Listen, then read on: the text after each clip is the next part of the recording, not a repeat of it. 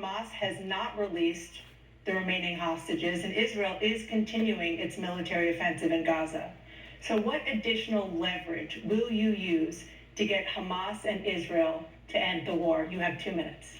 Number one, everyone from the United Nations Security Council straight through the G7 to the Israelis and Netanyahu himself have endorsed the plan I put forward.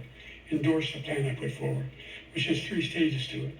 The first stage is trade the hostages for a ceasefire. Second phase is a ceasefire with additional conditions.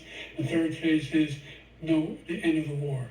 The only one who wants the war to continue is Hamas, number one. They're the only ones standing out. We're still pushing hard to get them to accept. In the meantime, what's happened? In Israel, we're finding that the only thing I've denied Israel was 2,000-pound bombs. They don't work very well in populated areas. They kill a lot of innocent people. We're providing Israel with all the weapons they need and when they need them. And by the way, I'm the guy that organized the world against Iran when they had a full-blown intercontinental ballistic missile attack on Israel. No one was hurt. No one Israeli was accidentally killed, and it just stopped. We saved Israel. We are the biggest producer of support for Israel of anyone in the world. And so there are 2 different things. Hamas cannot be allowed to be continued. We continue to send our experts and our intelligence people as to how they can get Hamas like we did bin Laden. You don't have to do it. And by the way, they've been greatly weakened, Hamas, greatly weakened, and they should be. They should be eliminated. But you've got to be careful for using certain weapons among population centers. Just going back to Ukraine for 1 second. We have an ocean separating us. The European nations together have spent 100 billion, or maybe more than that, less than us.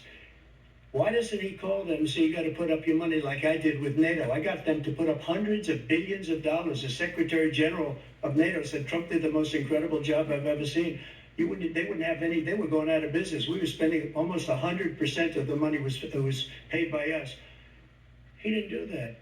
He's getting all, you got to ask these people to put up the money. We're over $100 billion more spent, and it has a bigger impact on them because of location, because we have an ocean in between. You got to ask them. As far as Israel and Hamas, Israel's the one that wants to go. He said the only one who wants to keep going is Hamas. Actually, Israel is the one, and you should let him go and let him finish the job. He doesn't want to do it. He's become like a Palestinian, but they don't like him because he's a very bad Palestinian. He's a weak one.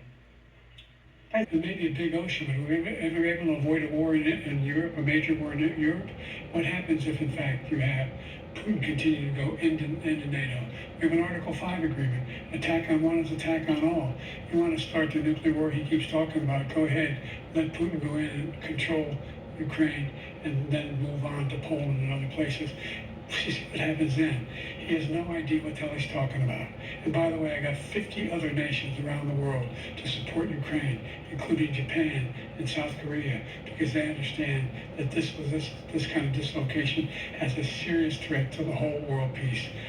No major war in Europe has ever been able to be contained just to Europe. President Trump, just to follow up, would you support the creation of an independent Palestinian state in order to achieve peace in the region? I'd have to see, but before we do that, the problem we have is that we spend all the money. So they kill us on trade. I made great trade deals with the European nations, because if you add them up, they're about the same size economically. Their economy is about the same size as the United States. And they were no cars, they don't want anything that we have, but we're supposed to take their cars, their food, their everything, their agriculture. I changed that. But the big thing I changed is they don't want to pay. And the only reason that he can play games with NATO is because I got them to put up hundreds of billions of dollars. I said, and he's right about this, I said, no, I'm not going to support NATO if you don't pay. They asked me that question, would you guard us against Russia? At a very secret meeting of the 28 states at that time, nations at that time. And they said, no, if you don't pay, I won't do that. And you know what happened? Billions and billions of dollars came flowing in the next day and the next months. But now we're in the same position. We're paying everybody's bills.